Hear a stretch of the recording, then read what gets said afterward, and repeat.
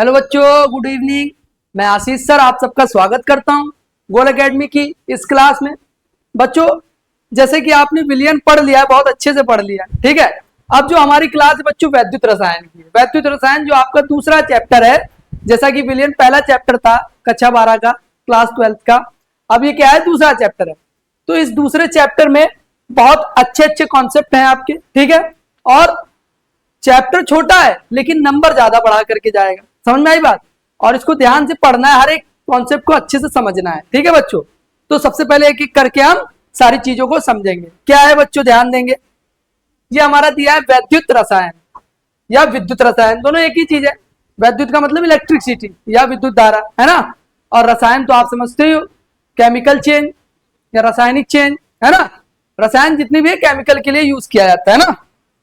अब समझेंगे क्या चीज है, चैप्टर का नाम क्या है, अर्थ क्या है, सारी चीज समझेंगे। सबसे पहले लिखा है वैद्युत रसायन। क्या लिखा है बच्चों, वैद्युत रसायन। तो ध्यान से समझेंगे वैद्युत रसायन का मतलब क्या होता है, यानी विद्युत से रसायन और रसायन से विद्युत।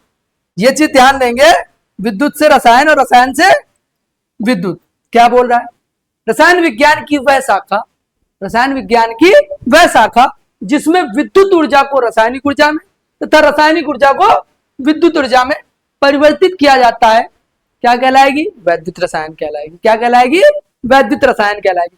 केवल और केवल इंट्रोडक्शन ये है कि जिसके अंतर्गत हम वैद्युत ऊर्जा से रासायनिक ऊर्जा और रासायनिक ऊर्जा से विद्युत ऊर्जा दोनों का क्या करेंगे, परिवर्तन करते चलेंगे। वहां पर क्या देखने को मिलेगा, वो जिसके अंतर्गत भी हम पढ़ेंगे वो रसायन क्या कहलाएगी, वैद्युत रसायन कहलाएगी। क्या कहलाएगी बच्चों, वैद्युत रसायन। ये रसायन विज्ञान की एक शाखा है, ये रसायन विज्ञान की एक शाखा है। अच्छा बेटा, ये तो आप समझ गए कि वैद्युत रसायन होता क्या है, वैद्युत रसायन होता क्या है। अभी मैंने बताया वैद्युत ऊर्जा से रासायनिक ऊर्जा और रासायनिक ऊर्जा से वैद्युत ऊर्जा, लेकिन इनका कन्वर्जन होता कैसे, इनमें बदलाव होता कैसे। बेटा, इनमें बदलाव के लिए सबसे ज्यादा जो उत्तरदायी है वो क्या है, आपके सेल है। क्या है, आपके सेल है। सेल भी आप समझते हो, सेल एक युक्ति है या एक एपरेटस है, एक उपकरण है जो इनको कन्वर्ट करता है वैद्युत से रसायन और रसायन से वैद्युत। आप घरों में भी देखते होंगे, जैसे आपके बैटरी हैं, बैटरी यूज करते हो, है ना। जो घड़ी के सेल हो गए, जो दीवार घड़ी उसके सेल हो गए, टॉर्च के सेल हो गए, ये सब सेल ही तो है। इसमें क्या होता है, इसमें आवेश के द्वारा हम ऊर्जा का उत्पादन करते हैं ना, या ऊर्जा से वैद्युत उत्पादित करते, दोनों चीज होगी। अभी देखेंगे क्या चीज होगी, कैसे होगी। इसको समझने से पहले अब मैं पूरे, देखो आपको एक चीज और बता दूं बच्चों, इस चैप्टर में ये एक टॉपिक कौन सा, विद्युत रासायनिक सेल। कौन सा, विद्युत रासायनिक सेल। ध्यान देंगे बच्चों, विद्युत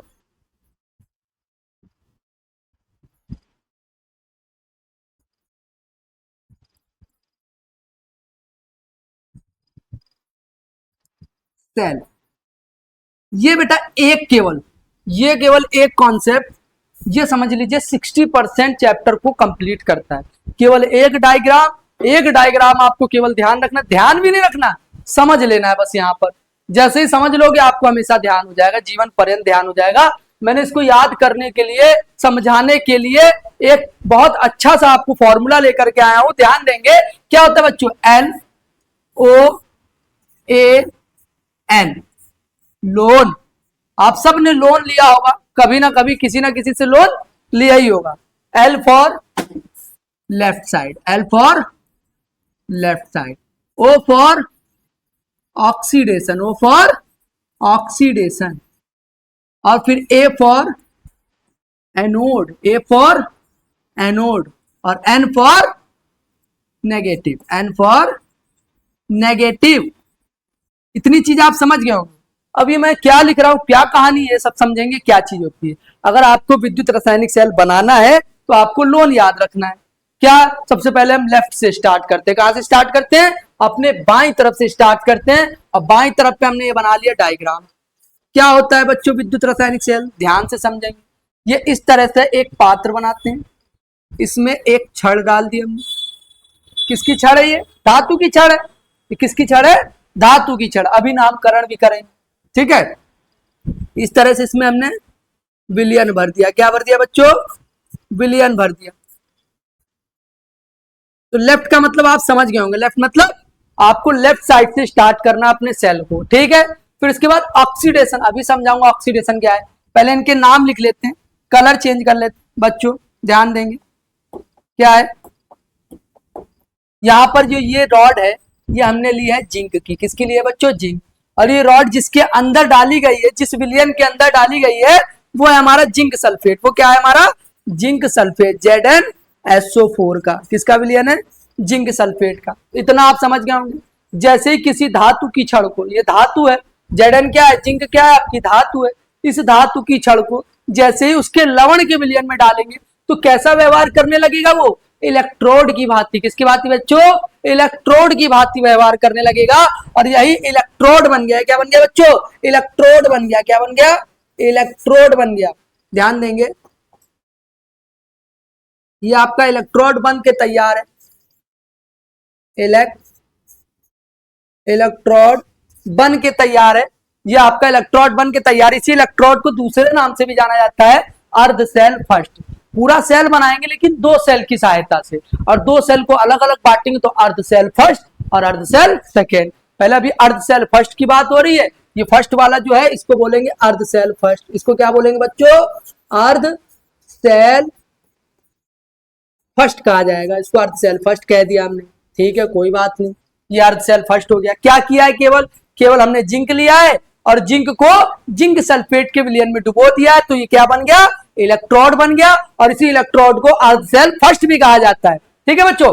अब दूसरी चीज, अभी ऑक्सीडेशन पे बात नहीं करेंगे, लेफ्ट वाला आप समझ गए होंगे, ऑक्सीडेशन पे अभी बाद में बात करेंगे। फिर क्या, एनोड। जो बेटा यहाँ पर है ये क्या है, इसको, ये जो इलेक्ट्रोड है, इलेक्ट्रोड टू टाइप्स होते हैं, एक होता है कैथोड, एक होता है एनोड, ठीक है।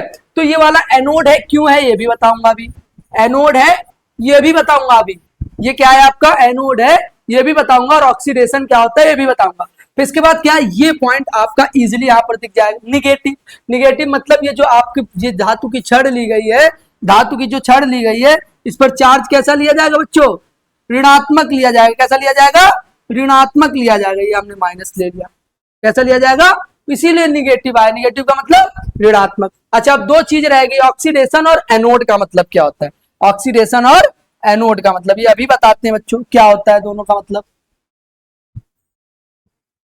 ये आपका जो है ऑक्सीडेशन वर्ड जो है, ऑक्सीकरण, इसका नाम क्या है, ऑक्सीकरण। क्या है, ऑक्सीकरण या फिर अपचयन। बेटा इस वाले आपके इलेक्ट्रोड पर, जिसको हमने एनोड कहा है, इस पर क्या होती है, ऑक्सीकरण अपक्रिया होती है। कैसे होती है, जो हमारी जिंक धातु है, क्या है बच्चों, जिंक धातु है, जिंक धातु क्या करेगी, सॉलिड अवस्था में थी। किसमें थी, सॉलिड अवस्था में थी। जैसे इसको हमने लवण के विलयन में डाला तो ये क्या करने लगेगी, अपने इलेक्ट्रॉन को क्या करने लगेगी, त्यागने लगेगी। क्या करने लगेगी, त्यागने लगेगी। किस तरह से, Zn2 पॉजिटिव और प्लस दो इलेक्ट्रॉन इसने क्या कर दिए, त्याग दिए। और जहां पर इलेक्ट्रॉन त्यागे जाते हैं वो क्या कहलाता है, ऑक्सीकरण अपक्रिया कहलाती है। कौन सी अपक्रिया कहलाएगी बच्चों, ऑक्सीकरण अपक्रिया कहलाएगी। इसको क्या बोलते हैं हम, ऑक्सीकरण अपक्रिया। ये हमारी हो गई ऑक्सीकरण अपक्रिया। ये कौन सी बच्चों, ऑक्सीकरण। इसी को ही दूसरे नाम से जाना जाता है, इसी को ही उपचयन भी बोलते हैं। इसी को ही क्या बोलते हैं बच्चों, एक दूसरा नाम भी है उपचयन अपक्रिया। इसी को ही उपचयन अपक्रिया भी बोलते हैं।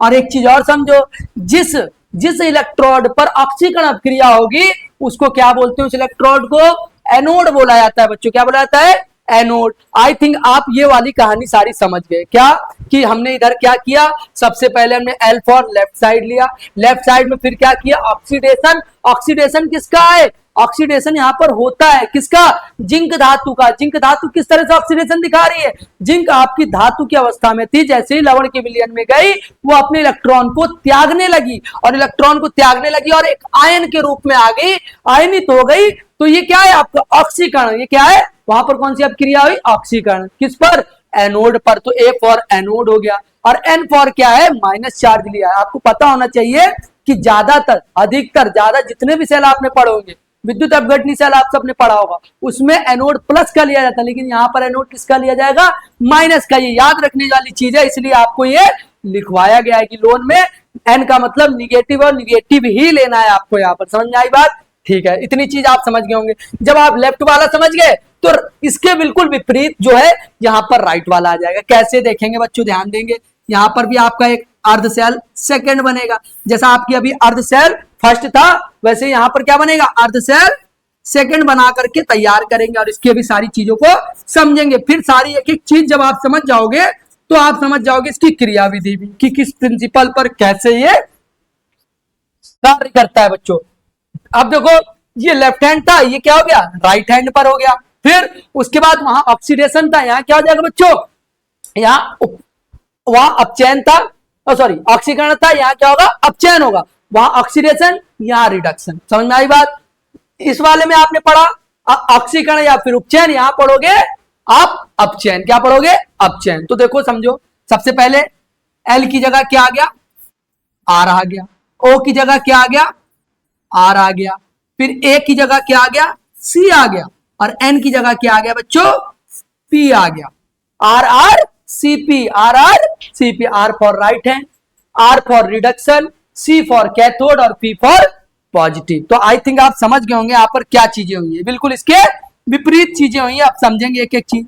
ये आपकी जो रॉड है, ये जो रॉड ली गई है कॉपर की ली जाती है बच्चों। किसकी ली जाती है, कॉपर की। और जो विलयन लेंगे वो किसका लेंगे, कॉपर सल्फेट का। बेटा एक चीज हमेशा ध्यान रखना, जब तक आप धातु की छड़ को उसके लवण के विलयन में नहीं डालोगे तब तक वो इलेक्ट्रोड नहीं बन सकता। इलेक्ट्रोड बनाने के लिए धातु की छड़ को उसके विलयन में, लवण के विलयन में डुबाना ही पड़ेगा। जब डुबा दिया तो ये कैसा बन गया, ये भी इलेक्ट्रोड बन गया। लेकिन इसका नाम क्या है बच्चों, अभी बताया, इसका नाम है कैथोड। इसका नाम क्या है, कैथोड। क्योंकि ये वाला एनोड है तो ये क्या होगा, कैथोड हो जाएगा।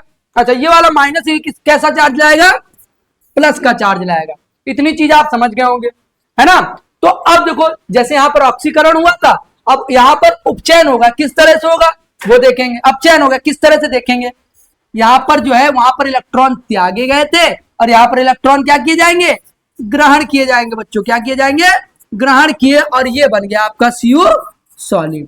ये कैसी रिएक्शन है बच्चों, ये आपकी अपचयन है। ये क्या है, अपचयन है। ये क्या है बच्चों, अपचयन अभिक्रिया। इतनी चीज आप समझ गए होंगे, इतनी चीज आप सब के सब समझ गए। अब क्या है बेटा, इसमें क्या क्या चीजें हैं वो भी ध्यान देंगे, किस तरह से क्या है वो भी ध्यान देंगे, ठीक है। तो आप इलेक्ट्रोड समझ गए। अब इसमें एक चीज और आती है, जो क्या आती है, वो आता है बेटा लवण सेतु। क्या आता है, लवण सेतु। इसके बारे में भी ध्यान देंगे। तो ध्यान देंगे बच्चों, लवण सेतु को भी हम यहीं के यहीं पढ़ते हैं और समझते हैं। देखो बेटा आपको ये दिख रहा है, इस तरह का हमने जो फंक्शन बनाया है ये आपको दिख रहा होगा। इस फंक्शन में एक यू आकार की, किस आकार की, किस आकार की होगी बच्चों, यू आकार की एक नली आएगी। किस आकार की आएगी, इसके लिए हम दूसरा कलर यूज कर लेते हैं, व्हाइट ले लो। देखो यहां पर उल्टे यू आकार की, किस आकार की है, उल्टे यू आकार की। देखो ये रफ है, अभी आपका फेयर भी बना देंगे। ये रफ है डायग्राम, एक फेयर डायग्राम भी बन जाएगा। तो ये जो आपको दिख रहा है ना, यू इस तरह का होता है बच्चों, है ना, इस तरह का ही। तो इसको उल्टा अगर रख दे तो ये हमारा क्या बन जाएगा, लवण सेतु। क्या बन जाएगा बच्चों, लवण सेतु। अब इसका नाम लवण सेतु क्यों पड़ा ये भी समझ लो बेटा। लवण का मतलब क्या होता है, सॉल्ट। और सॉल्ट आपने पढ़े होंगे, जब एसिड और बेस को, अम्ल और क्षार को आपस में मिला देते हैं तो लवण बनता है। तो वही वाला लवण है। अब यहाँ पर लवण सेतु इसलिए पड़ा, लवण सेतु इसलिए पड़ा क्योंकि यहाँ पर लवण भरे होते हैं। कौन कौन से, आपके KNO3, KCl और आपका अगर अगर नामक पेस्ट। और कौन सा, अगर अगर नामक पेस्ट भी भरा होता है बच्चों। ये सब इसके अंदर भरे होते हैं लवण, इसलिए इसको क्या बोला जाता है, लवण सेतु का नाम दिया जाता है। अब सेतु क्यों कहा, क्योंकि ये दोनों अर्ध सेलों को क्या कर रहा है, जोड़ने का काम कर रहा है। क्या कर रहा है बच्चों, दोनों अर्ध सेलों को जोड़ने का काम कर रहा है एक दूसरे से। पहले वाले अर्ध सेल को दूसरे वाले अर्ध सेल से जोड़ने का काम कर रहा है। तो जोड़ने का काम कौन करता है, ब्रिज करते हैं, सेतु करते हैं, इसलिए यहाँ पर इसका नाम क्या पड़ा, लवण सेतु। तो लवण सेतु का मतलब आप समझ गए होंगे, ठीक है। तो लवण सेतु ये होता है। फिर इसके बाद बच्चों क्या चीज है, इसके बाद है बेटा कि आपका ये लवण सेतु का कार्य हो गया। इसके बाद आपको देखना क्या है कि किस तरह से इसमें क्रिया विधि क्या होती है, क्या इसमें रिएक्शन है, ये सारी चीजें आपको समझनी है। बेटा मैंने बताया यहाँ से क्या होती है, ये रेड्यूस होती है, ये छड़ जो होती है कम होने लगेगी। और इसका आकार जैसे पूर्व आकार ऐसे था, लेकिन कुछ समय बाद जैसे इसमें हम धारा और कोई सर्किट जोड़ देंगे तो क्या होगा, जैसे ही धारा प्रवाहित होगी थोड़ी सी, तो ये क्या हो जाएगा, इसका आकार घट जाएगा, इसका आकार कम हो जाएगा। इससे इलेक्ट्रॉन निकल करके कहाँ इकट्ठा होंगे, एनोड पर। क्योंकि आपने देखा रिएक्शन में Zn से इलेक्ट्रॉन निकल रहे हैं, Zn से इलेक्ट्रॉन निकल रहे हैं, Zn से इलेक्ट्रॉन निकल रहे हैं, किस पर इकट्ठा हो रहे? कैथोड पर। कैथोड पर क्या है? आपका कॉपर है बच्चों। कैथोड पर क्या है? आपका कॉपर है। और कॉपर पे, कॉपर की छड़ पर क्या हो रहा है? इकट्ठा हो रहे हैं, Zn से निकल करके कॉपर की छड़ पे इकट्ठा हो रहा है, इसलिए कॉपर की छड़ कैसी हो जाएगी? थोड़ी बच्चों नीचे से मोटी हो जाती है। आई बात समझ में? तो यहाँ पर रिएक्शन होने लगी। कैसी रिएक्शन? रासायनिक अपक्रिया होने लगी। क्या रासायनिक अपक्रिया होने लगी? कि यहाँ पर इलेक्ट्रॉन यहाँ से निकल करके लवण सेतु की सहायता से कहां पर इकट्ठे होने लगे? आपके कैथोड पर। और कैथोड पर कहां पर? ये आपका Cu की नीचे की ओर निचली सतह पर इकट्ठा होने लगे। अब आपको पता है, जब इलेक्ट्रॉन गति करने लगते हैं, जब इलेक्ट्रॉन गति करने लगते हैं तो विद्युत धारा प्रवाहित हो जाती है, विद्युत धारा उत्पन्न हो जाती है। तो जाहिर सी बात है, यहाँ पर हमने केमिकल चेंज किया। ये दोनों के दोनों क्या है? Zn वाली रिएक्शन और कॉपर वाली रिएक्शन, ये दोनों की दोनों क्या है? केमिकल चेंज है। ये क्या है? केमिकल चेंज है, रासायनिक परिवर्तन है। और रासायनिक परिवर्तन के चलते हमने क्या किया? विद्युत का उत्पादन किया। और यानी रासायनिक परिवर्तन करवा करके हमने विद्युत धारा उत्पादित कर दी। यही क्या कहलाएगा? जिससे हम ये करते हैं वही क्या कहलाएगा? विद्युत रासायनिक सेल होता है। यहाँ पर क्या है? रासायनिक परिवर्तन करवाया और विद्युत का उत्पादन किया, तो उसे क्या बोलेंगे? विद्युत रासायनिक सेल। समझ में आई बात? ये पूरा हमें पूरे चैप्टर, ये पूरा का पूरा में पढ़ना है। यही एक आपका टॉपिक है। इसी टॉपिक से जुड़े हुए बहुत सारी चीजें हैं। अब वो सारी चीजें आपको समझ में आ जाएंगी। अब बच्चों, आपको घबराने की बिल्कुल जरूरत नहीं है। मैंने जो यहाँ पर ये जो खिचड़ी पकाई है आपको, ये केवल समझाने के लिए पकाई है ना। लेकिन हम आपको पूरा विस्तार से सब कुछ लेकर के आए हैं और ध्यान देंगे क्या विस्तार से क्या चीजें हैं वो भी देखेंगे। स्टेप बाय स्टेप सारी चीज पढ़ेंगे। आपको घबराने की कोई जरूरत नहीं, घबराने की कोई जरूरत नहीं जब तक हम लोग हैं। देखो, सबसे पहले वही है, विद्युत रासायनिक सेल क्या होता है? क्या होता है विद्युत रासायनिक सेल? वह युक्ति जिसमें रासायनिक ऊर्जा को वैद्युत ऊर्जा में रूपांतरित किया जाता है या बदला जाता है, विद्युत रासायनिक सेल कहलाती है, या विद्युत रासायनिक सेल कहते हैं। बेटा क्या है ये आपका विद्युत रासायनिक सेल है। नाम से ही पता लग रहा है, विद्युत रासायनिक सेल। अभी हमने रासायनिक परिवर्तन करवाया था कि नहीं करवाया था? रासायनिक परिवर्तन करवाया था और क्या क्या प्राप्त करी हमने? विद्युत ऊर्जा। केवल नाम से ही आप पेपर में पूरी रिएक्शन को समझ करके लिख दोगे क्या?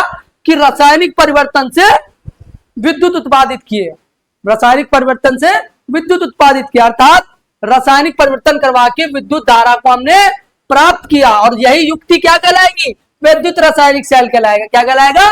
वैद्युत रासायनिक सेल। फिर इसके बाद मैंने क्या बताया? अब इसका रचना पढ़ेंगे बच्चों। क्या पढ़ेंगे? रचना। इसकी रचना पढ़ेंगे। अब इसकी रचना में क्या क्या चीजें हैं? सबसे पहले इलेक्ट्रोड है। बहुत अच्छे से समझाया। इलेक्ट्रोड कब बना? जब हमने कोई क्या लिया? कोई एक पात्र लिया और उस पात्र में एक धातु की छड़ ली और फिर उसके बाद उस पात्र में उस धातु की छड़ की लवण का विलयन डुबोया। जैसे हमने क्या लिया था? जिंक। और यहाँ विलयन कौन सा लिया था? Zinc sulphate. तो वो किसके भांति बच्चों व्यवहार करने लगा? ये इलेक्ट्रोड के भांति व्यवहार करने लगा। कैसे व्यवहार करने लगा? अभी मैंने आपको बताया था। इलेक्ट्रोड तो आप समझ गए। अब यहीं से मैंने कहा कि 90% आपका इसी में ही आ जाएगा। इलेक्ट्रोड से ही बच्चों इलेक्ट्रोड विभव आ जाता है। इलेक्ट्रोड से क्या आ गया? इलेक्ट्रोड विभव आ गया। इलेक्ट्रोड विभव भी यहीं से निकल करके आ गया। कैसे? ये भी ध्यान देंगे। ये बेटा आपका धातु की छड़ और लवण के विलयन, जो भी इन दोनों के बीच जो विभवांतर उत्पन्न होगा वही क्या कहलाएगा? इलेक्ट्रोड विभव कहलाएगा। इलेक्ट्रोड विभव आप समझ गए, मतलब एक नया टॉपिक भी समझ गए। केवल और केवल किससे? इस वाले इलेक्ट्रोड से। इलेक्ट्रोड किसे कहते हैं? जब कोई धातु की छड़ है और उसी का लवण का विलयन है, जैसे ही डिबो देंगे वो क्या बन जाएगा? इलेक्ट्रोड बन जाएगा। इलेक्ट्रोड दो तरह के होते हैं, दोनों तरह के हमने बनाए अभी पीछे। अभी फिर से बनाऊंगा आपका, जब इसको हम अभी अच्छे से समझेंगे तो अभी फिर से समझाएंगे आपको। पूरा एक डायग्राम बना दूंगा, ठीक है? अभी तो आपको रफली बनाया था, लेकिन पूरा एक डायग्राम आपको अभी बना के देंगे। क्या बताया है कि जिंक को जिंक सल्फेट के विलयन में जैसे ही डुबो दिया तो वो इलेक्ट्रोड बन गया। क्या बन गया? केवल अभी इलेक्ट्रोड बना। और इलेक्ट्रोड विभव भी यहीं से निकल के आ गया कि धातु और लवण के विलयन के बीच जो विभवांतर उत्पन्न होता है उसे इलेक्ट्रोड विभव कहते हैं। दो परिभाषाएं यहाँ पर आपकी निकल कर आ गई। और इलेक्ट्रोड विभव भी दो तरह के होते हैं। जैसे आपके इलेक्ट्रोड दो तरह के हैं। कौन कौन से? एक तो आपका एनोड लिखा है और एक आपका कैथोड लिखा है। एक एनोड और एक कैथोड। क्या होता है एनोड? वह इलेक्ट्रोड जिस पर ऑक्सीकरण होता है। ऑक्सीकरण क्या थी? अभी लिखी थी मैंने। किस तरह से? जहां पर इलेक्ट्रॉन त्यागे जाते हैं। Zn solid, Zn2 positive plus 2 electron. यहाँ पर इलेक्ट्रॉन त्यागे गए तो ये कैसी अपक्रिया है? ये बेटा ऑक्सीकरण या फिर उपचयन अपक्रिया। ऑक्सीकरण या फिर उपचयन अपक्रिया। ये अपक्रिया जिस पर भी होती है वो वाला इलेक्ट्रोड क्या कहलाएगा? एनोड कहलाएगा। अच्छा, जहां पर क्या हो रहा था? अपचयन हो रहा था। क्या हो रहा था बच्चों? अपचयन हो रहा था। जिस इलेक्ट्रोड पर अपचयन क्रिया हो रही थी, यानी कि इलेक्ट्रॉन ग्रहण किए जा रहे थे, कैसे? Cu2 पॉजिटिव प्लस 2 इलेक्ट्रॉन क्या बनाया था? Cu सॉलिड बनाया था बच्चों। और यहाँ पर क्या हुआ है? अपचयन हुआ है। ये अपचयन अपक्रिया जहां पर भी होगी वो क्या कहलाएगा बच्चों? कैथोड कहलाएगा। आप इलेक्ट्रोड भी समझ गए, कैथोड भी समझ गए, इलेक्ट्रोड विभव भी समझ गए। और इलेक्ट्रोड विभव भी दो तरह के होते हैं, कौन सा? ऑक्सीकरण विभव और एक अपचयन विभव। ऑक्सीकरण विभव किस पर होगा? एनोड पर। एनोड पर ऑक्सीकरण विभव प्राप्त होता है और कैथोड पर अपचयन विभव प्राप्त होता है। यानी एक साथ आपने कई सारी परिभाषाएं पढ़ ली केवल एक कॉन्सेप्ट से। समझ में आई बात? तो रचना में इलेक्ट्रोड आप समझ गए, ठीक है, और इलेक्ट्रोड विभव भी समझ गए, ठीक है। अब क्या है, तो बेटा अगर देखा जाए तो उससे एक और परिभाषा बता सकता हूं, बताने को मैं एक और बता सकता हूं, क्लास बढ़ती चली जाएगी। इलेक्ट्रोड विभव आप समझ गए हो, लेकिन इसको मानक इलेक्ट्रोड विभव भी हो सकता है। मानक इलेक्ट्रोड विभव कैसे हो जाएगा वो भी देख लो। मानक इलेक्ट्रोड विभव के लिए क्या करना पड़ेगा? एक मानक आ जाता है, यानी टेम्परेचर 25 डिग्री सेल्सियस और ताप, ये जो सांद्रता है वो 1 मोलर कर दो, यानी ताप और दूसरी क्या है? सांद्रता। इन दोनों को मेंटेन कर दो तो कैसा व्यवहार करने लगेगा? मानक के जैसे व्यवहार करने लगेगा, यानी वो क्या बन जाएगा? मानक इलेक्ट्रोड विभव। क्या कह रहा है? अगर किसी इलेक्ट्रोड विभव को या किसी इलेक्ट्रोड को क्या 25 डिग्री सेल्सियस पर तथा सांद्रता 1 मोलर कर दी जाए तो वो इलेक्ट्रोड मानक इलेक्ट्रोड विभव के जैसे व्यवहार करने लगता है। तो यही के यही बन गया दो चीज, ताप और सांद्रता। ताप 25 डिग्री सेल्सियस और सांद्रता 1 मोलर। 1 मोलर मतलब अभी आपका 1 मोलर होनी चाहिए, सांद्रता 1 मोल होनी चाहिए, 1 मोलर होनी चाहिए। समझ में आई बात? हाँ, कंसंट्रेशन क्या होनी चाहिए? 1 मोलर होनी चाहिए। तो ये दो चीज याद रखोगे तो मानक हो गया। अच्छा, अब अपने टॉपिक पे आते हैं। क्या इसके बाद है बच्चों, जैसे ही मैंने इलेक्ट्रोड पढ़ाया उसके बाद क्या बताया कि लवण सेतु क्या होते हैं? लवण सेतु क्या होते हैं? अब देखो एक चीज और बताई इसमें, जो विद्युत रासायनिक सेल है, सेल में दोनों इलेक्ट्रोड एनोड और कैथोड दोनों के दोनों आपको पता है ये अलग अलग पात्र में रखे जाते हैं। कहाँ रखे जाते हैं? अलग अलग पात्र में रखे जाते। क्यों अलग अलग पात्र में रखे जाते हैं? लेकिन जो इसके विपरीत एक सेल है, कौन सा? विद्युत अपघटनी सेल। कौन सा सेल है? विद्युत अपघटनी सेल है। उसमें क्या है? एक ही में रखे जाते हैं। किसमें रखे जाते हैं? एक ही में रखे जाते हैं। इसलिए वहां पर कोई भी आपका लवण सेतु जैसा कुछ नहीं है। वहां पर केवल क्या है? धातु है और वैद्युत अपघट है। यहाँ पर क्या है? यहाँ पर अलग अलग पात्र में रखे हैं, तभी तो क्या जोड़ने का काम कर रहा है? लवण सेतु जोड़ने का काम कर रहा है। इसीलिए हमारे भैया यहाँ पर क्या है? लवण सेतु जी आए हैं। और लवण सेतु का क्या है ये भी समझेंगे। लवण सेतु क्या होता है? लवण सेतु दोनों अर्ध सेलों को जोड़ने में सहायक होता है। हमने बहुत अच्छे से समझ लिया। इसमें प्रबल वैद्युत अपघट, प्रबल वैद्युत अपघट किन्हें बोलते हैं? जो अपने जलीय विलयन में जाते ही अपने आयन में अपघटित हो सकते हैं, उनको बोला जाता है प्रबल वैद्युत अपघट। कैसे? आपको पता है K+Cl-, K+NO3-, फिर ऐसे यहाँ पर भी ये प्लस वाला ये माइनस वाला, ऐसे एक अगर पेस्ट भी यहाँ पर यूज किया जाता है। ये सब क्या है? एक सॉल्ट है। क्या है? सॉल्ट है। इन्हीं सॉल्ट को क्या किया जाता है? उस उल्टे यू आकार की नली में भर दिया जाता है और वो क्या करते हैं? दोनों अर्ध सेलों को जोड़ने का काम करते हैं। उसे क्या बोलेंगे हम? लवण सेतु। बेटा पेपर में जो पूछा जाता है मोस्टली जो पूछा जाता है लवण सेतु के कार्य या यूजेज ऑफ लवण सेतु या फिर लवण सेतु के उपयोग, वो भी देखेंगे। लवण सेतु विद्युत उदासीनता बनाए रखता है। क्या होती है विद्युत उदासीनता? बेटा जब आपको पता है इलेक्ट्रॉन त्यागे जा रहे हैं और ग्रहण किए जा रहे हैं, तो जाहिर सी बात है जब त्यागे और ग्रहण किए जाते हैं तो कभी कभी इलेक्ट्रॉन की अधिकता हो जाती, कभी कभी इलेक्ट्रॉन की कमी आ जाती। तो दोनों को मेंटेन करने के लिए, दोनों को न्यूट्रल करने के लिए कौन आपका सहायक होता है? लवण सेतु। से क्या बोलेंगे? विद्युत उदासीनता। ना तो इलेक्ट्रॉन की अधिकता हो ना इलेक्ट्रॉन की कमी हो, दोनों क्या होने चाहिए? जितना पॉजिटिव उतना ही निगेटिव बराबर होना चाहिए। इसी को क्या बोलते हैं? विद्युत उदासीनता।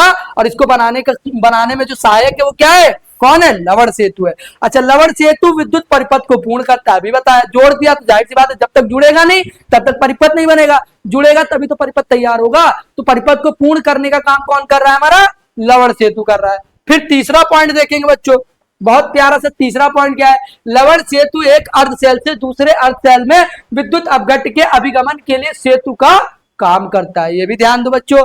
आपको पता है एक से दूसरे में इलेक्ट्रॉन जा रहे हैं, लेकिन जाने के लिए कौन उत्तरदायी है? रास्ता कौन दे रहा है? आपका लवण सेतु दे रहा है। अभिगमन का मतलब चलना, गति करना। समझ में आई बात? तो वो काम कौन कर रहा है? लेफ्ट टू राइट आपका लवण सेतु कर रहा है। फिर लवण सेतु दोनों अर्ध सेलों की साम्य अवस्था को बनाए रखने में सहायक होता है। जैसे आपको बताए, आप तराजू लेते हो, एक पल्ले पे आपने 5 किलो टमाटर लिया और एक पे आपने 5 किलो का बांट रखा। अगर तराजू का ये जो सुई होती है वो दोनों ऐसे है, बराबर है बिल्कुल, तो यानी वो स्थिति क्या है, साम्य है, साम्य अवस्था है। कैसी अवस्था है, साम्य अवस्था है। अगर ये सुई इधर भी जाएगी तब भी दिक्कत है, इधर भी जाएगी तब भी दिक्कत है। साम्य अवस्था का मतलब क्या है, दोनों की जो आपकी अवस्था होती है ना, जो फेजेस होते हैं वो क्या होने चाहिए, इक्वल होनी चाहिए। फेजेस क्या होनी चाहिए, इक्वल होनी चाहिए, बराबर होनी चाहिए। तो वो क्या, उसको बराबर करने का काम कौन करेगा, लवण सेतु करेगा आपका। साम्य अवस्था बनाए रखने में सहायक कौन होगा, परिपथ में लवण सेतु होगा। अच्छा, फिर इसके बाद है लवण सेतु द्रम जंक्शन अक्षमता। ये भी समझो, जब बेटा आपका जब ये क्रिया होती है, धातु से इलेक्ट्रॉन त्यागे जा रहे, धातु से इलेक्ट्रॉन त्यागे जा रहे, और धातु से इलेक्ट्रॉन जब त्यागे जाते हैं और जब वो वैद्युत अपघट के या फिर लवण के विलयन में जब आते हैं, तो वो विलयन क्या हो जाता है, थोड़ा उसका जो स्पीड हो जाती है वो बढ़ जाती है ना। वो बढ़ना, ये जो बढ़ने की स्पीड है, इसको भी घटाने के लिए कौन काम करेगा, इसी को ही बोलते हैं द्रव जंक्शन अक्षमता। इसको भी कम करने में सहायक कौन होगा, आपका लवण सेतु होगा बेटा। क्या होगा, लवण सेतु होगा। ये लवण सेतु के 5 कार्य हैं, इसको बच्चों अच्छे से तैयार कर लेना, जैसे आपको समझाया गया। अच्छा, ये लवण सेतु आप समझ गए होंगे। अच्छा, फिर इसके बाद ये डायग्राम है, ये डायग्राम को अभी समझेंगे, पहले इसकी क्रिया विधि देख लेते हैं। क्या है, विद्युत रासायनिक सेल में दोनों अर्ध सेल क्रमशः ऑक्सीकरण तथा अपचयन अपक्रिया पूर्ण होती है, जो इस प्रकार है। अर्ध सेल फर्स्ट में, अर्ध सेल सेकंड में। देखो बेटा, एक ध्यान देते हैं पहले यही के यही, अब हम समझ लेते हैं, ठीक है। अभी जैसे मैंने डायग्राम बनाया था, उसमें खिचड़ी ज्यादा पकाई थी समझाने के लिए। अब यहाँ पर आपका एकदम बिल्कुल फेयर क्लियर डायग्राम दे देते हैं, और फिर आप इसकी स्क्रीनशॉट इजीली ले सकते हो। ये हमने लिया, ठीक है बच्चों। ये हमने एक तरफ लेफ्ट साइड बना दिया है और एक तरफ राइट साइड, अलग अलग पात्र में अलग अलग धातु की छड़ ले ली है। इधर क्या है बच्चों, इधर आपका क्या है, ये हमारी जो है जिंक है, और ये क्या है हमारा जिंक सल्फेट। इस पर कैसा चार्ज है, माइनस। ये हमारा क्या था, एनोड। और इधर वाला क्या है, ये आपका Cu है, और विलयन कैसा है, CuSO4 का, किसका है, और चार्ज कैसा है, प्लस वाला। अच्छा, बीच में जुड़ने का काम कौन कर रहा है, बीच में जोड़ने का काम कौन करता है, अभी बताया बच्चों, कौन करता है, लवण सेतु। ये हमारा क्या है बच्चों, ये हमारा लवण सेतु है। क्या बच्चों, ये जो बना है ये आपका लवण सेतु है। इसमें क्या क्या भरे हैं, KCl, KNO3 है ना, और अगर पेस्ट है ना। ये क्या है, आपका लवण सेतु है बच्चों। क्या है ये, लवण सेतु, लवण सेतु, ठीक है बच्चों।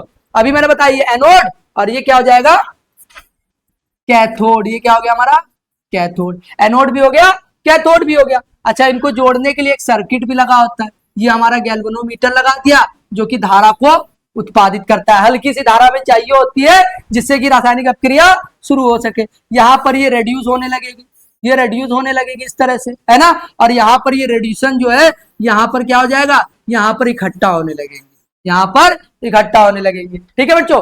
ये इतनी चीजें हमने इसमें समझ ली है, बना ली है, और ध्यान से आप समझ भी गए होंगे। अब देखो क्या है, क्रिया विधि भी समझेंगे और अच्छे से इसको कंप्लीट करेंगे। देखो, इलेक्ट्रॉन इस तरह से निकलेंगे, है ना, बढ़ने लगेंगे। ये भी दिखा दे, ये हमारा इलेक्ट्रॉन जाएगा, इलेक्ट्रॉन गति करेगा, इलेक्ट्रॉन लेफ्ट टू राइट जा रहा है। इसका मतलब क्या है, इलेक्ट्रॉन लेफ्ट टू राइट जा रहा है। आप समझो क्या चीज है, क्या है क्रिया विधि, कैसे हुआ है, क्या होता है। जब हम जिंक धातु को जिंक सल्फेट के विलयन में डालते हैं, तो जिंक धातु पर क्या होने लगता है, ऑक्सीकरण अपक्रिया होने लगती है। कौन सी अपक्रिया होगी, ऑक्सीकरण। अभी आपको पता है, अर्ध सेल फर्स्ट अपक्रिया और अर्ध सेल सेकेंड अपक्रिया। कौन सी, अर्ध सेल फर्स्ट और अर्ध सेल सेकेंड अपक्रिया। अब यहाँ ऑक्सीकरण हो रही है, ये अर्ध सेल फर्स्ट पर हो रही है। कौन से वाले पर हो रही है, अर्ध सेल फर्स्ट है। ये क्या है बच्चों, इसी को ही अर्ध सेल फर्स्ट बोला गया, इसको क्या बोला गया, अर्ध सेल फर्स्ट। और ये क्या है हमारा, अर्ध सेल सेकेंड। ये हमारा अर्ध सेल सेकेंड है। यानी अर्ध सेल फर्स्ट पर कौन सी अपक्रिया हो रही है, ऑक्सीकरण। और जिस पर ऑक्सीकरण होता है वो कौन सी है? एनोड है। वो क्या है? एनोड है। और ऑक्सीकरण क्या होगी? देखो यहाँ ध्यान देंगे, ऑक्सीकरण क्या है? देखो यहाँ पर क्या होता है? ऑक्सीकरण में इलेक्ट्रॉन का त्यागा जाता है। क्या जाते हैं? इलेक्ट्रॉन त्यागे जाते, तो इलेक्ट्रॉन त्याग दिए गए। ये क्या है? अर्ध सेल फर्स्ट अपक्रिया। ठीक है। फिर अर्ध सेल सेकंड में क्या है? अपचयन। अपचयन में क्या होता है? इलेक्ट्रॉन ग्रहण किए जाते, तो इलेक्ट्रॉन हमने ये ग्रहण कर लिए और ये क्या बन गया? हमारा कॉपर बन गया है बच्चों, हमारा कॉपर बन गया। तो इसीलिए देखो यहाँ पर ग्रहण किए तभी तो इकट्ठा हो रहे हैं, इसीलिए तो यहाँ पर इकट्ठा हो रहे हैं, यहाँ पर त्यागे जा रहे हैं, तभी तो ये क्या हो रहा है? रेड्यूस हो रहा है। तो इलेक्ट्रॉन क्या करने लगे? गति करने लगे। गति करने लगे तो क्या होने लगा? रासायनिक परिवर्तन होने लगा। और रासायनिक परिवर्तन होने लगा, रासायनिक परिवर्तन से इलेक्ट्रॉन गति करने लगे। और इलेक्ट्रॉन जब गति करने लगते हैं तो बच्चा क्या उत्पादित होती है? विद्युत धारा उत्पादित हो जाती है। यही हमारी क्रिया विधि है, यानी रासायनिक परिवर्तन करवा के हमने विद्युत उत्पादित कर लिया। और यही बेटा अर्धसेल फर्स्ट अपक्रिया है और ये अर्धसेल सेकंड अपक्रिया है। अगर इन दोनों को हम जोड़ देंगे बच्चों, इन दोनों को हम जोड़ देंगे तो देखो जोड़ करके लिखते हैं, यहां पर ध्यान देंगे, वाइटी रहने दो। देखो जब जोड़ेंगे लेफ्ट हैंड वाला लेफ्ट हैंड में जिंक प्लस इधर वाला Cu2 पॉजिटिव और प्लस 2 इलेक्ट्रॉन। फिर क्या है? गिब्स है, गिब्स लगा दिया। गिब्स में क्या आ जाएगा? इधर वाला लिख लो Zn2 पॉजिटिव, साथ में 2 इलेक्ट्रॉन और फिर प्लस क्या है? Cu। प्लस क्या है बच्चों? Cu। और आपको दिख रहा है इधर भी 2 इलेक्ट्रॉन, इधर भी 2 इलेक्ट्रॉन, दोनों तरफ इलेक्ट्रॉनों की संख्या समान है, तो ये इलेक्ट्रॉन से ये इलेक्ट्रॉन कट गए। अगर हम सेल अपक्रिया की बात करें, किसकी बात करें? सेल अपक्रिया की बात करें, तो सेल अपक्रिया क्या निकल करके आएगी देखेंगे। तो Zn plus Cu, Zn plus Cu2 positive gives Zn2 positive plus Cu solid. अच्छा, अब आपको एक चीज और बतानी है, वो भी ध्यान देंगे कि यहां पर ऑक्सीकरण अपचयन दोनों एक साथ हो रहा है ना। तो जब ऑक्सीकरण और अपचयन दोनों एक साथ होता है तो कौन सी अपक्रिया होती है? रेडॉक्स अपक्रिया होती है बेटा। तो इसका जो प्रिंसिपल है, जो सिद्धांत, वो क्या है? रेडॉक्स अपक्रिया पर। किस पर आधारित है? रेडॉक्स अपक्रिया पर। वो देख लेंगे कैसे, वो भी ध्यान देंगे। देखो बच्चों, यहां पर जिंक सल्फेट यानी जिंक का आयन बना है ना, यानी इलेक्ट्रॉन त्यागे गए हैं। तो ये कैसी अपक्रिया थी आपकी? ऑक्सीकरण। ये क्या थी बच्चों? ऑक्सीकरण। ये क्या थी? ऑक्सीकरण। इसी को उपचयन भी बोलते हैं, इसी को उपचयन भी बोलते हैं। और यहाँ पर क्या हुआ? यहाँ पर जो हुआ ये Cu के साथ क्या है बच्चों? यहाँ पर आपका अपचयन हुआ है। क्या हुआ है? अपचयन। और जब दोनों एक साथ होता है ऑक्सीकरण और अपचयन, तो क्या कहलाएगा बच्चों? रेडॉक्स। अब देखो रेडॉक्स का मतलब भी समझो, रेडॉक्स, रेड फॉर रिडक्शन, और ox for oxidation, red for reduction और ऑक्स फॉर ऑक्सीडेशन। 2 वर्डों को जोड़ करके रेडॉक्स आया। ये इंग्लिश का वर्ड है। इसी को क्या बोलेंगे? रिडक्शन को क्या बोलते हैं? अपचयन, और ऑक्सीडेशन को उपचयन या फिर ऑक्सीकरण। उपचयन या फिर ऑक्सीकरण। जब दोनों एक साथ हो तो क्या कहलाएंगे? रेडॉक्स। अब हम क्रियाविधि समझ लेते हैं इसकी। अभी आपको वैसे मैंने समझा दिया है। सेल अपक्रिया भी वही चीज है। क्या है बोला है? अर्ध सेल फर्स्ट अपक्रिया। क्या है अर्ध सेल फर्स्ट में? अभी तो देखा जिंक सॉलिड है, 2 इलेक्ट्रॉन त्याग रहा है, और ये क्या है? ऑक्सीकरण। और ये ऑक्सीकरण कहाँ देखने को मिल रहा है हमको? ये ऑक्सीकरण हमें किस पर देखने को मिल रहा है? एनोड पर। किस पर? एनोड पर या फिर अर्ध सेल फर्स्ट पर। फिर इसके बाद क्या है? सेकेंड, अर्ध सेल सेकेंड अपक्रिया। वो क्या कह रही है? वो कह रही है कि ये कैथोड पर ये अपचयन अपक्रिया होती है। अपचयन का मतलब इलेक्ट्रॉन का ग्रहण करना, और ग्रहण किया तो क्या बना दिया? सॉलिड बना दिया। फिर इसकी जो सेल अपक्रिया है वो अभी मैंने लिखी। क्या लिखी बच्चों? Zn से क्या बना था? Zn से आपका Zn2 पॉजिटिव क्या बना था? अगर मैं दोनों को जोड़ दूं, अभी पीछे मैंने सॉल्व किया है, यहां ध्यान देंगे इस वाली स्लाइड पर। ये देखो लिखिए बच्चों, ये लिखिए ना, क्या लिखिए? Zn Cu positive, Zn positive और Cu। अरे आई बात समझ में? यही तो रिएक्शन थी। दोनों अर्ध सेल अपक्रियाओं को मैंने ऐड कर दिया, इलेक्ट्रॉन से इलेक्ट्रॉन काट दिया और आपकी रिएक्शन प्राप्त हो गई। Zn Cu2 पॉजिटिव, यहां क्या बना? Zn2 positive plus Cu। यही हमारी क्या है? यही हमारी सेल अपक्रिया है। यही हमारी क्या है? सेल अपक्रिया है। अब सेल अपक्रिया जब रासायनिक अपक्रिया जब हो गई तो जाहिर सी बात है क्रियाविधि भी आ जाएगी। अब क्रियाविधि क्या है? अर्ध सेल बच्चों क्या है? अर्ध सेल फर्स्ट एनोड पर ऑक्सीकरण अपक्रिया द्वारा जिंक धातु तथा जिंक सल्फेट के विलयन द्वारा इलेक्ट्रॉन त्यागे जाते हैं और अर्ध सेल सेकेंड पर अपचयन अपक्रिया द्वारा, अर्ध सेल सेकेंड पर क्या हो रहा है, अर्ध सेल सेकेंड पर अपचयन अपक्रिया द्वारा Cu धातु है और कॉपर सल्फेट का विलयन है के द्वारा इलेक्ट्रॉन ग्रहण किए जाते हैं। इलेक्ट्रॉन के प्रवाह एवं रासायनिक अपक्रिया के चलते दो चीज है, इलेक्ट्रॉन प्रवाहित होगी और रासायनिक अपक्रिया, रासायनिक अपक्रिया होगा या फिर उसको क्या बोलोगे, रासायनिक परिवर्तन होगा। और क्या उत्पादित होगी बच्चों, विद्युत उत्पादन कर लिया जाता है और यही क्या है, इसकी क्रिया विधि है। अब बच्चों इसका उदाहरण क्या है, अगर पेपर में आ जाए विद्युत रासायनिक सेल ना आकर के क्या आ जाए, गैल्वेनिक सेल, वोल्टेज सेल, ये बदल करके आ जाए नाम, तो बेटा इसी की वही चीज है, सेम है। अगर आपका वोल्टेज सेल या गैल्वेनिक सेल की क्रिया विधि रचना है ना, या सेल अपक्रिया लिखने को आए तो आप भी यही का यही करोगे। समझ में आई बात, क्योंकि ये इसी के एग्जाम्पल है। बेटा ये आपकी पूरी क्लास थी, आई थिंक आपको समझ में आई होगी, बहुत अच्छे समझ में आई होगी। अभी बच्चे जैसे मैंने एक टॉपिक से दूसरे टॉपिक को जोड़ा है ना, यानी एक सेल से एक इलेक्ट्रोड से हमने इलेक्ट्रोड के प्रकार पढ़ लिए, विभव पढ़ लिया, विभव के प्रकार पढ़ लिए, फिर विभव के बाद हमने क्या पढ़ा, मानक इलेक्ट्रोड विभव पढ़ लिया। अब मैं आपको एक चीज और बताता हूं, इसमें और क्या क्या चीजें पढ़ सकते हैं। इसमें बच्चों अभी हमको पढ़ना है नसर्ट समीकरण, वो भी इसी से रिलेटेड है। इससे रिलेटेड हम अर्ध सेल मतलब सेलों का निरूपण भी इसी से ही समझेंगे। किसी भी सेल को अगर आपको निरूपित करना है वो भी इसी टॉपिक से समझेंगे।